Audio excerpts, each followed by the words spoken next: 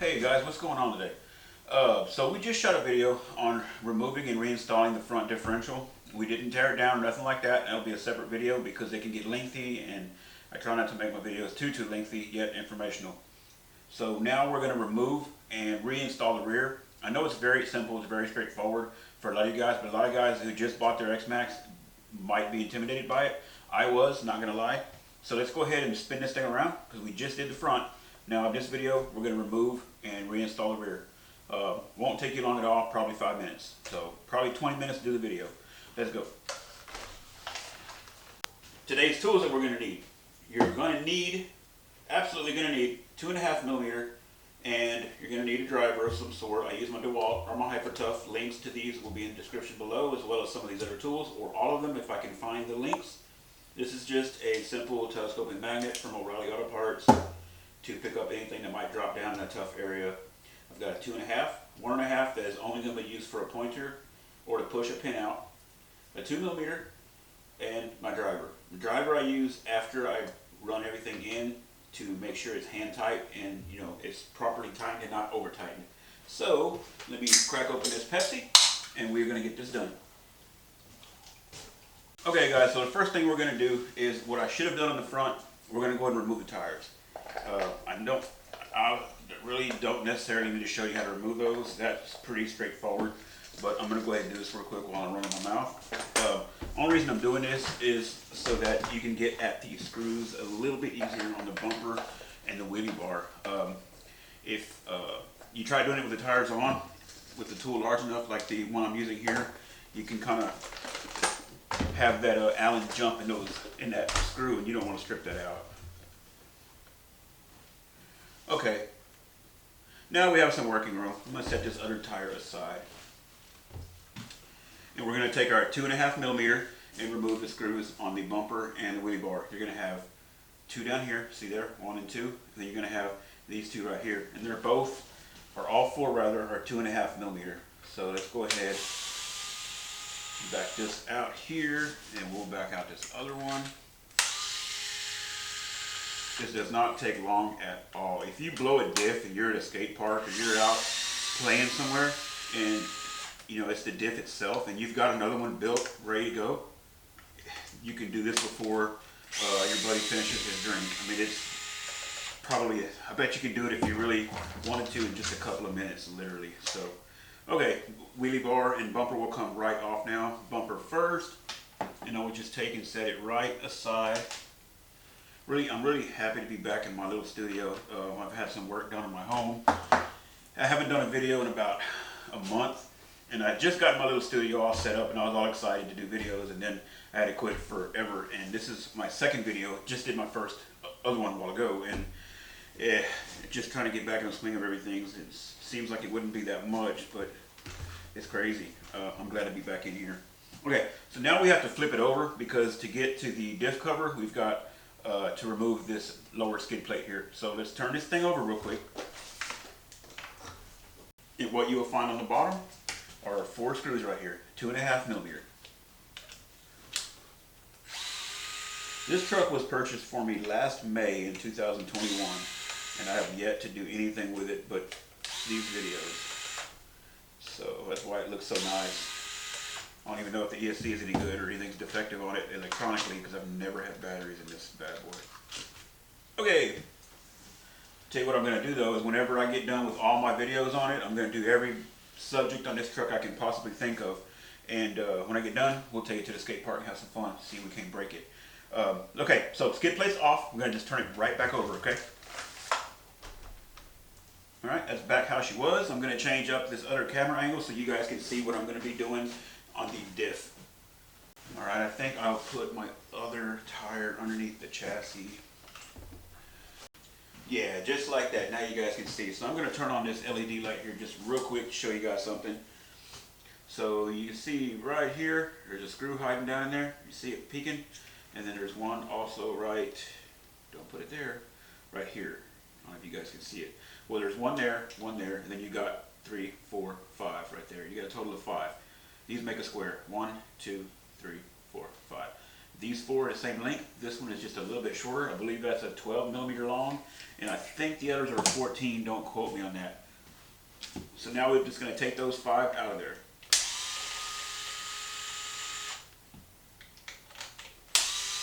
These bottom ones can be tricky to find if you're not looking right at it. Like, see here, trying to get it on the screw, but I can't see it.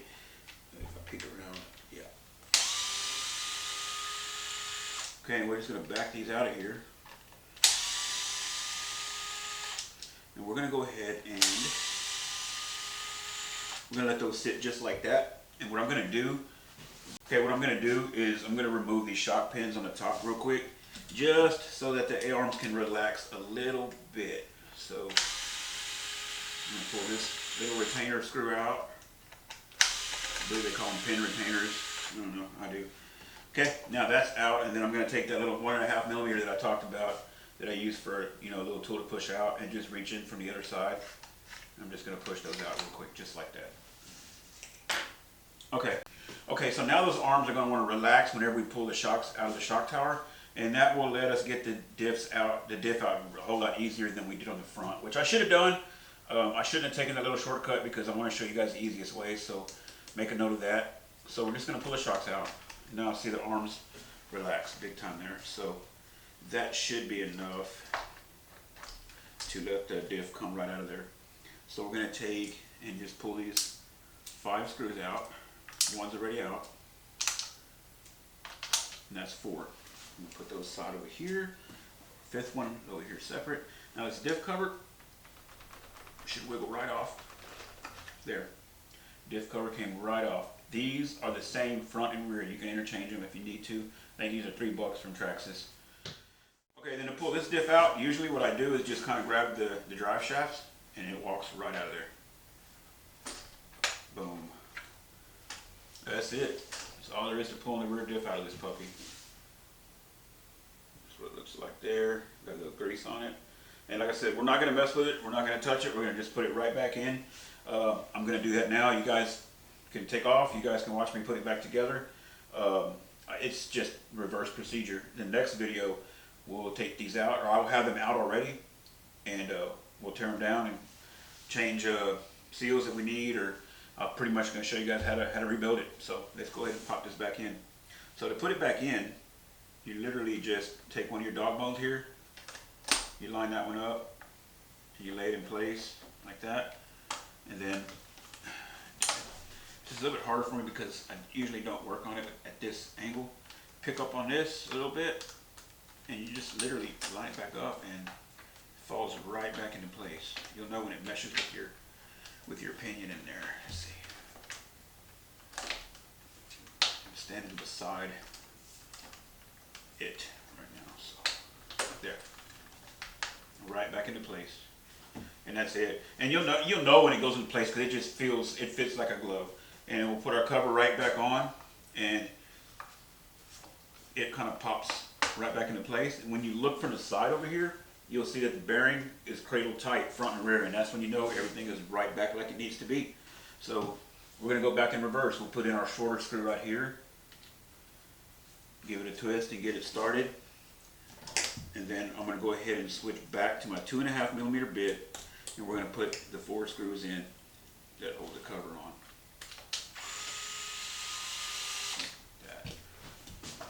There you go. I want to block the view from everything, so put this one in.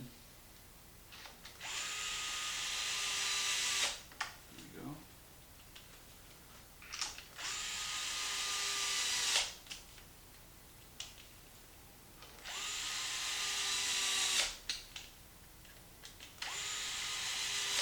There we go. Now I'm going to pull this bit out of the tool, and I'm going to snug it up by hand.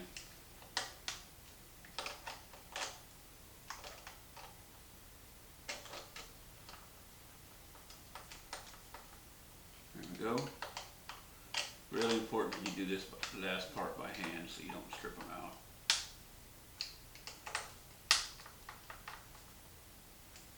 Okay, now the diff cover's tight. I'm going to go ahead and take one tire out from underneath to lower it back down a little bit, And we're going to put our shocks back in, which you guys already know how to do the shocks. You've probably seen the shock video. We'll put them right back in place. Slide the old pin in there. Put that one in. I don't think that's right.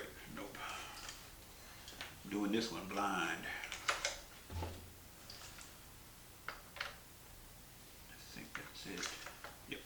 Alright. Then we'll take our 2mm, put our small little pin retainer screws in. They go right here like this.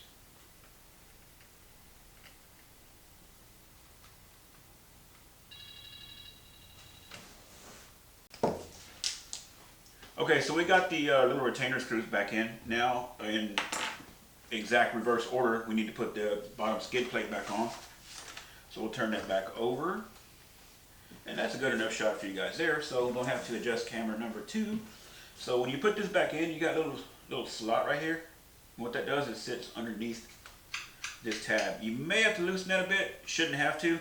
Just take and slide it right under there. It will go right back into place most times. This one, there it is. See, it fell right back into place there. All right. Then we're going to take our 2.5mm and run those back down snug. 2.5mm, Kevin, 2.5. All right, we'll take our 2.5, run it back down. And again, we're going to finish these off by hand. These are not tight at all. I'm letting the tool turn in my hand when it snugs up. There we go. We're giving it about another half a turn away it lives, quarter turn.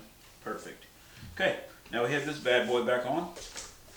One more time to turn it back over and try to put it back where you guys can see real well. There's a little square here and it sits down snug inside here. And then these little deals here will sit on the outside here like this. So you just put it in place, push it on down, and that sits just like that there. Not the best light for you guys. There we go. Okay, now the bumper. Got the bumper, and I still have 2 of my screws in here. So we're going to set it right back in place, and it just sits on just like that there. We'll take our last 2 screws, get those started. 2.5mm. We're going to run these right back in. There we go. And I forget that I can slow this screwdriver down as I get close. Pretty neat. See there? It's a pretty neat little screwdriver, right?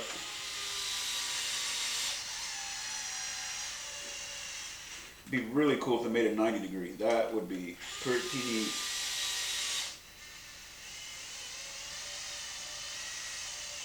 See how you can slow it down? That's pretty neat. Alright, then we will get in here and snug them up real quick. Man, the X-MAXX is an awesome truck, guys. I love it.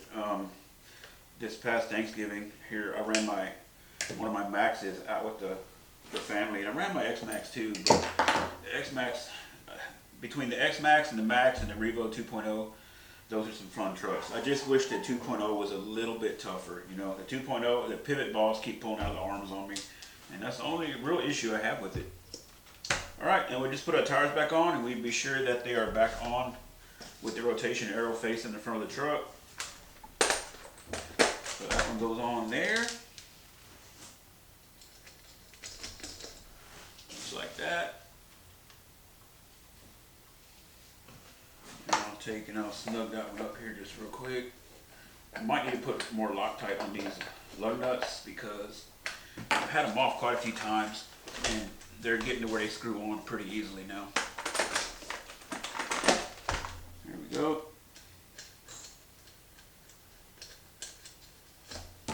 Take and run that one back on there.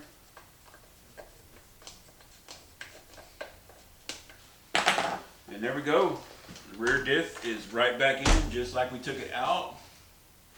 And I hope you guys appreciated this video. I know it was very simple video, but maybe it'll help one of you guys figure out how to pop that diff cover off. as simple as it was when I got ready to pull mine out.